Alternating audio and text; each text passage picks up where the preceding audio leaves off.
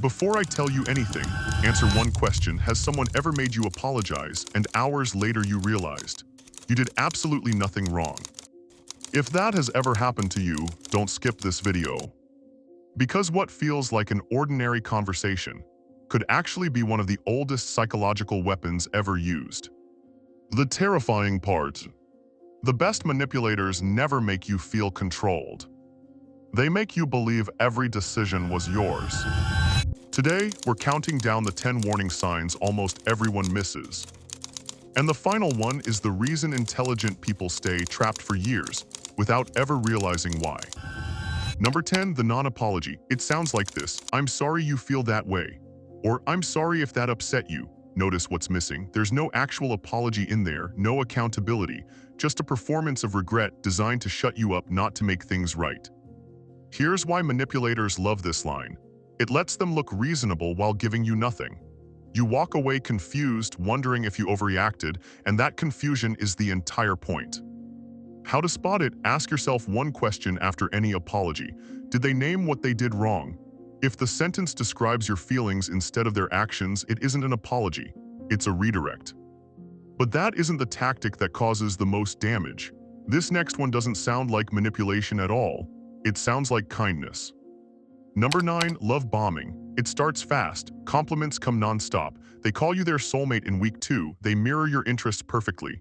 Suddenly they love the same music, the same shows, the same future you've always wanted. It feels like destiny. Here's the unsettling part. Researchers who study coercive relationships found that intensity early on is one of the strongest predictors of control later on.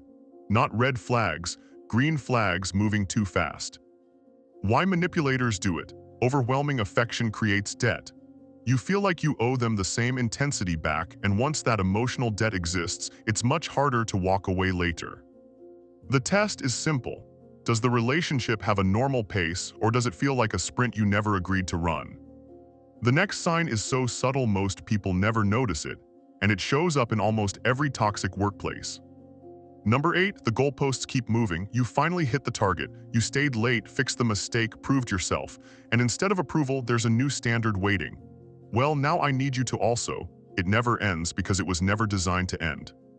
Manipulators, especially in workplaces, use shifting expectations to keep you in a permanent state of almost enough, almost approved, almost safe. That feeling keeps you working harder for someone who was never going to be satisfied. Here's how you catch it. Track it on paper. If you write down what they asked for last month versus what they're asking for now, and the finish line has quietly moved without ever being acknowledged, that's not high standards. That's control. What happens next is where manipulation becomes dangerous. This sign catches even intelligent people off guard. Number 7, gaslighting. This is the one that catches intelligent people the most because it doesn't attack what you think. It attacks whether you can trust your own thinking at all. That never happened. You're remembering it wrong. You're too sensitive. Each phrase seems small, but repeated over months, they erode something specific, your confidence in your own memory. And once someone controls your memory, they don't need to control anything else. You'll start editing reality for them. A well-known experiment on conformity found that people will deny clear evidence in front of their own eyes just to avoid conflict with a group. Now imagine that pressure coming from someone you love every single day. The identifier: keep a private record. Not to accuse anyone, just for you. If your private notes and their version of events keep contradicting each other, trust the notes, not the pressure. If you think that's damaging, wait until you see this next one. It weaponizes the people who love you. Number 6, triangulation. Even your best friend agrees with me. Everyone thinks you're overreacting. Suddenly, it's not one person's opinion against yours. It's you against a crowd that may not even exist. This tactic is called triangulation, and it's devastating because it isolates you from your support system using your support system. Real or invented, the message is the same. You're the problem and everyone knows it. Manipulators use it because isolated people are easier to control. No outside perspective means no reality check. Spot it by asking one direct question. Can I hear that from them myself? Manipulators almost always dodge that question because the crowd was never real.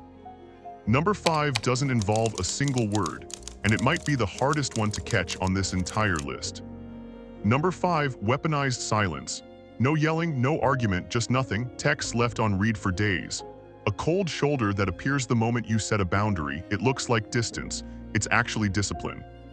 This is one of the few manipulation tactics with 0 words, which is exactly why it slips past people who are only watching for obvious red flags.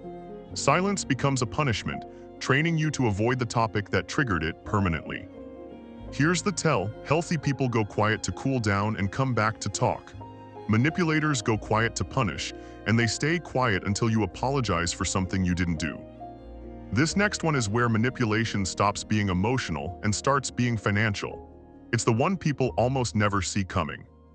Number 4, controlling the money. It starts as helpful. They handle the budget. They monitor your spending for your own good. Then slowly you need permission for things that used to be simple. A coffee, a haircut, a visit to your own family. Financial control is one of the clearest predictors identified in domestic abuse research, because money is freedom, and removing your access to it removes your ability to leave. The identifier is independence, not amount. Ask yourself, could I access money right now today without asking permission or explaining myself? If the honest answer is no, that's not teamwork, that's a leash. If you think that's bad, wait until you hear number 3. This is what separates a bad habit from a genuine pattern of control, and once you see it, you can't unsee it. Number 3, intermittent reinforcement. Cruel one day, affectionate the next. And here's the part almost nobody expects. That unpredictability doesn't push people away, it pulls them in harder. Behavioral research on reward patterns found that inconsistent rewards create the strongest, most addictive behavior loops, stronger than rewards given every single time. Slot machines are built on this exact principle. So are manipulative relationships. You're not staying because the good moments are good. You're staying because you're chasing the unpredictability itself, the same way a gambler chases the next win. The identifier: does affection show up on a schedule tied to your behavior, good when you comply, cold when you don't? That's not love with flaws. That's a conditioning system. What comes next isn't just a tactic. It's the mindset underneath every sign on this list, and once you understand it, you'll see it everywhere. Number 2, isolation disguised as devotion. I just don't like sharing you. Your friends don't really get us. Family causes too much drama, let's just focus on us. It sounds romantic. It's actually a slow removal of every person who could tell you the truth. By the time isolation is complete, there's no one left to say, this doesn't look right. No outside perspective, no safety net, just one voice left in the room, theirs. This is why isolation is considered one of the most severe warning signs by relationship researchers. It's not the abuse itself, it's what makes every other tactic on this list impossible to escape. If your circle has quietly gotten smaller since this person entered your life, that's not romance narrowing your world. That's a strategy. Everything on this list has been building toward one sign, the one therapists say people wait, on average, years to recognize. Here it is. Number 1, the death of your gut feeling. Remember the moment from the very beginning of this video, the gut feeling you ignored? This is what causes it, not one lie. Hundreds of small ones until the part of you that used to sound the alarm goes quiet. This is the sign therapists say takes people the longest to recognize because it doesn't feel like manipulation. It feels like self-doubt, like anxiety, like being too much or too sensitive. People blame themselves for years before they realize someone trained them to stop trusting their own instincts on purpose. Here's the truth that changes everything. Your gut feeling was never wrong.